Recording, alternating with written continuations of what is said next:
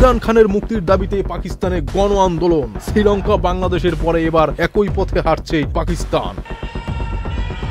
দেশের সংবিধান পুনরুদ্ধার ও ছাত্র সংগঠনগুলোকে জীবিত করার লক্ষ্যে প্রধান বিরোধী দল পাকিস্তান তেহরিকে ইনসাফ পার্টির ছাত্র শাখা এই আন্দোলনের ডাক দিয়েছে। পাকিস্তানের সাবেক প্রধানমন্ত্রী ইমরান খানকে আগামী 30 আগস্টের মধ্যে মুক্তি দিতে সরকারকে আলটিমেটাম দিয়েছে পাকিস্তান স্টুডেন্ট ফেডারেশন। স্থানীয় গণমাধ্যম ডন বলছে, স্পষ্টতই শেখ হাসিনার পতনের ঘটনা বাংলাদেশের ছাত্রদের আন্দোলন প্রভাবিত হয়ে পাকিস্তান তেহরিকে ইনসাফের ছাত্র শাখা ইনসাফ স্টুডেন্ট ফেডারেশন এই বিক্ষোভের ডাক দিয়েছে।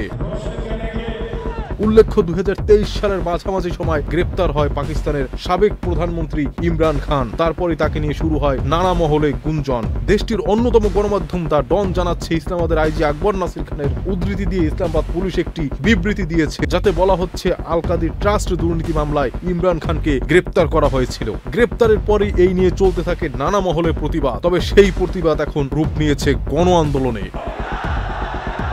এখন প্রশ্ন হচ্ছে, এই আন্দোলনের লক্ষ্য কি? শুধুই ইমরান খানের মুক্তি নাকি সরকার পতন?